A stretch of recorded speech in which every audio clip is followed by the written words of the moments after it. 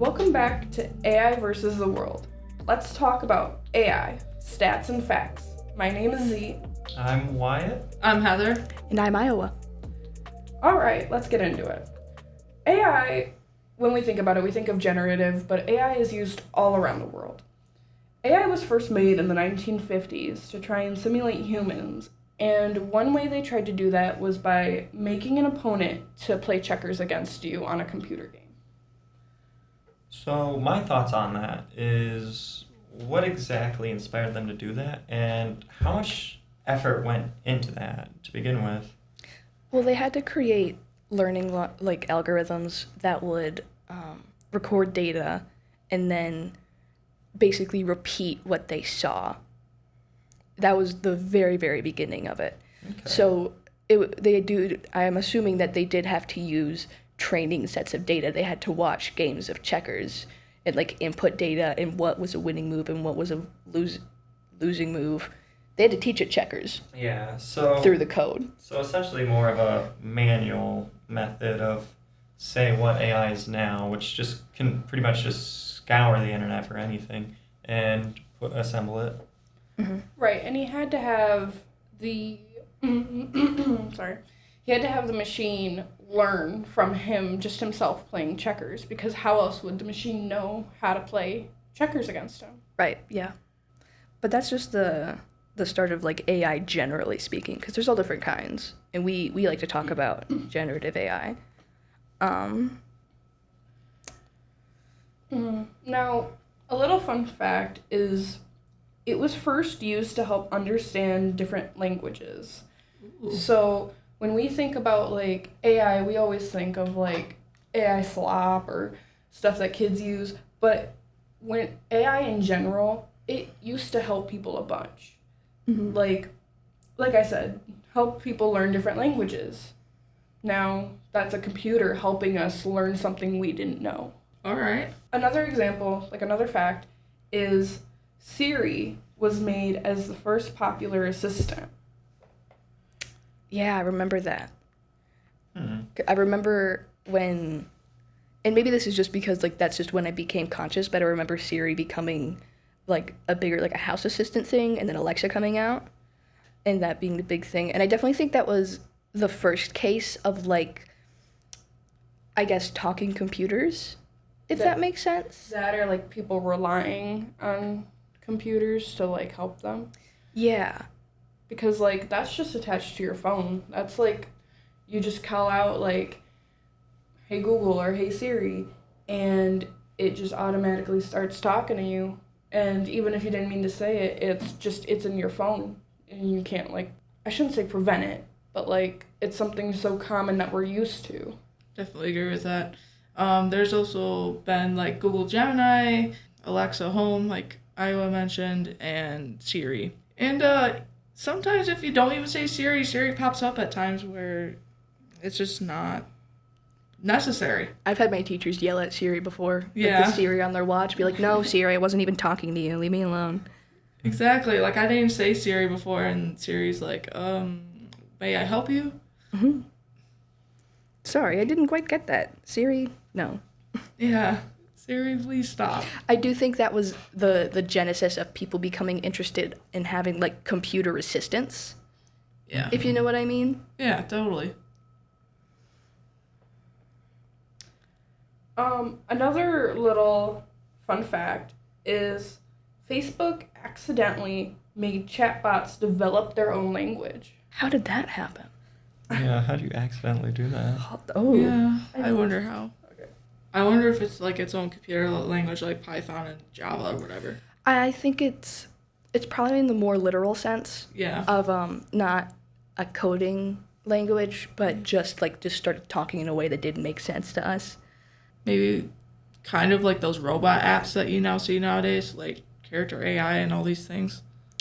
Oh yeah, I remember Character AI. But my question is, how would you even accidentally do that? What were they working on for it to do that? It says Facebook's artificial intelligence research lab ran an experiment where two chat boxes deviated from their training and developed their own shorthand language to communicate more efficiently. and they had to actually shut down their chatbots because of this. So they just wanted to like put together 2 chatbots to see what they would do, and since the 2 chatbots were already like computers that were just going against each other, they just started developing their own language because like they didn't need to have the human language. Wow. I've actually heard like a couple of like experiments or like theories where if you just let 2 things talk with one another constantly, they'd begin to make sense of each other, even when realistically it's something that's never really been done. Well, actually, they've done experiments on that with twins. Yeah. Identical twins. It's actually incredibly common for identical twins to start babbling with each other and make their own language for each other. Right. Identical twins are really weird. So it's something that has happened in people. What I saw, because I just decided to look at it about the Facebook bots making their own language, says researchers realized they hadn't incentivized the bots to stick to English. Yeah, that's what I was just going to Yeah. say. The bots were left to themselves to communicate as they chose, and they were given no directive to stick to English. So that's why, like, another reason why they just started making their own gibberish. Yeah, and that's like the weird part about generative AI is that you have to give it rules. Yeah, because I typed something in AI the other day, and it showed me something in Hindi before, and I didn't ask for it to do Hindi. That's wild. I'm For real. serious. That is so wild. Now, like, AI itself was originally developed to replicate and extend human cognitive functions through advanced technology, like we had talked about, like our Googles and like assistants. And that's just more kind of like a generative in a sense, because that's us asking the robots for help. Mhm. Now, AI has also helped through scientific research because that's scientists putting in all their own research into a machine that helps just store it and give it back to them when needed. Yeah, we talked about that last episode a little bit where I brought up AI helping. Dogs with cancer. Yeah. I think that generative AI does have a use in science, and I think that's kind of where it should stay, if you know what I mean. Yeah, totally. Right. Well, what do you mean by that? Like, let it just go out and discover more and more, or? Yeah, well, because like when you think of scientists, I think generative AI has use in helping scientists make discoveries like ways to cure cancer in dogs or other kinds of things. And I think that its best kind of use is there because the scientists know how to responsibly interact with that and how reliable that information is and how they should use it, right? And I think it's best used there. I think that's when it's doing its best for humanity, right? But when it's just for like, entertain me, write a thing, and then people start, taking it as like fact and like the word of God. If you've ever seen like the AI psychosis, that stuff is not scary, like it's completely understandable, but it's wild to me, right? Which is why I think that it's best if it's used to help forward science efforts rather than just for like human entertainment. I'm actually gonna play a bit of devil's advocate here. Please but do. What if like we reverse that and like really look at that? Because why would we let something that's not our own control our future and instead block it off from, say, more personal life? Why would we deny that privilege? What, to be used for personal use? Yeah, because as the role you just described, it would be essentially like leading our future, leading us into something we don't know and we are just letting it figure out on its own. Well, I would say not necessarily. Scientists are generally speaking, scientists, when they're working with it, are about 15 times more responsible than the average person, right? The reason I don't necessarily want it to just be a consumerism thing is because we've already seen it be used in wildly irresponsible ways because the average person is stupid and ridiculous and insane, and none of us are exempt from that.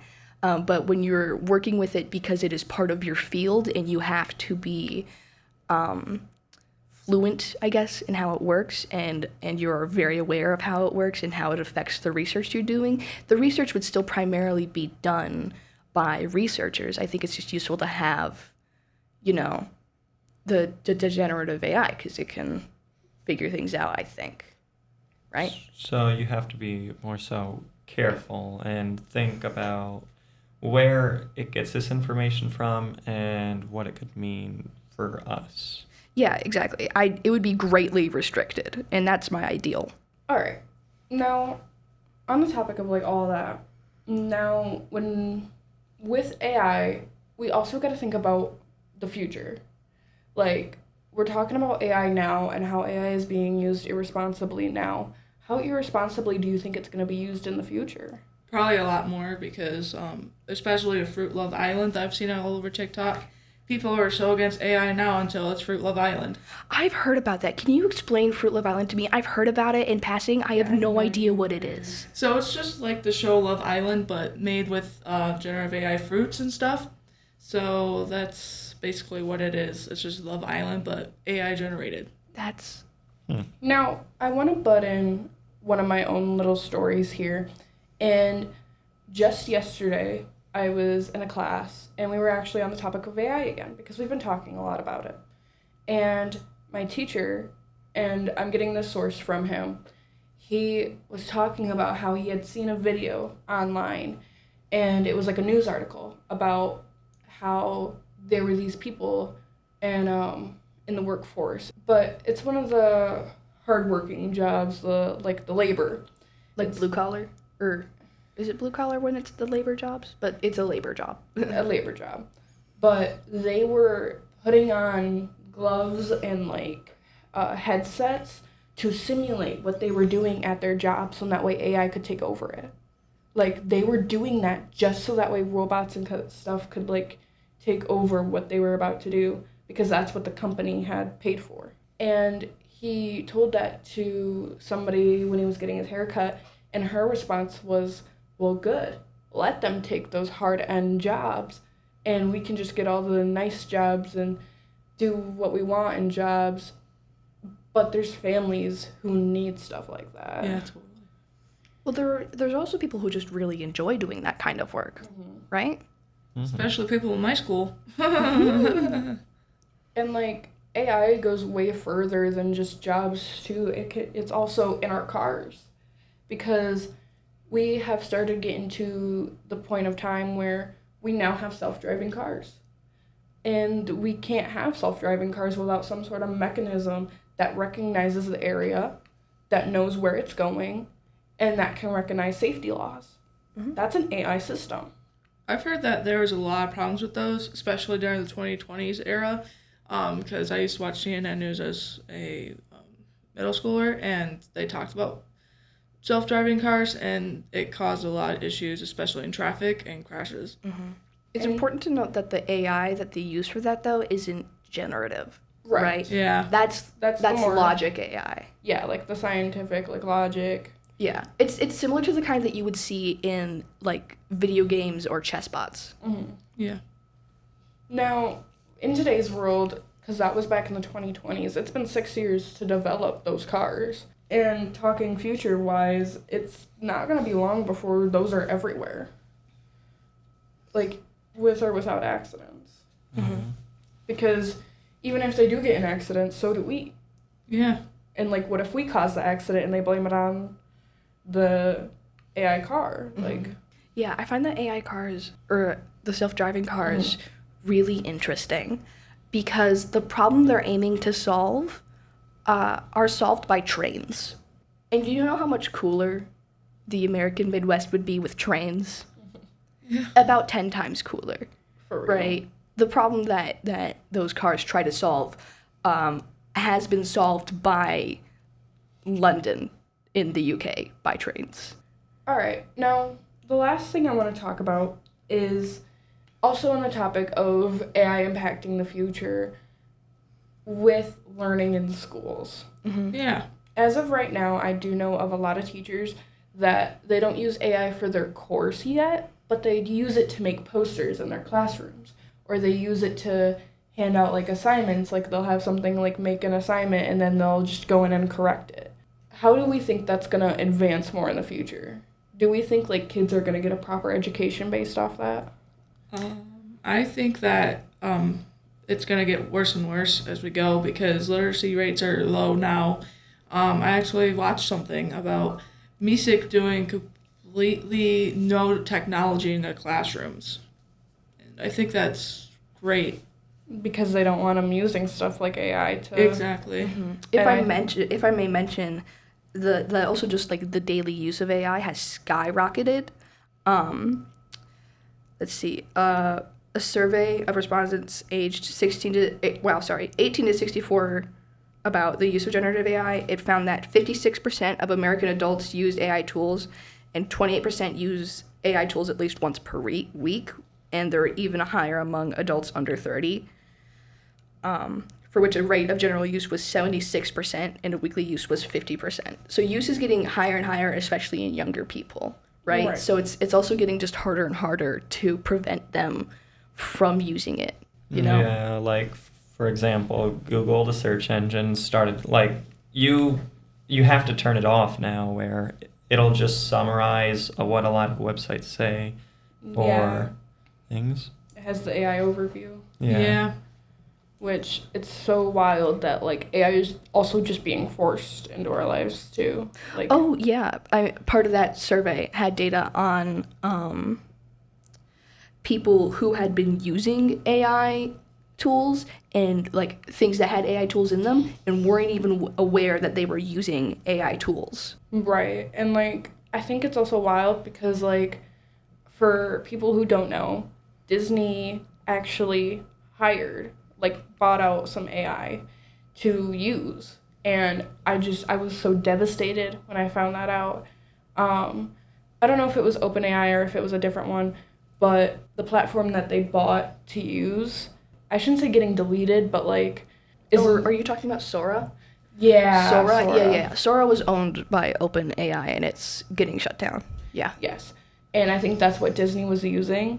And so now Disney is not going to be able to use it, but I just think it's so sad that Disney would stoop that low from having all their classics in like the 1990s to now just degrading themselves to using something to get a better audience. I mean, have they ever confirmed or denied them using it? Like, well, they were gonna have a deal. The thing is that there was gonna be a deal between Sora AI and Disney, and then the deal fell through, and now Sora's getting shut down because there's basically not enough money to keep it running. It's incredibly expensive to be running AI.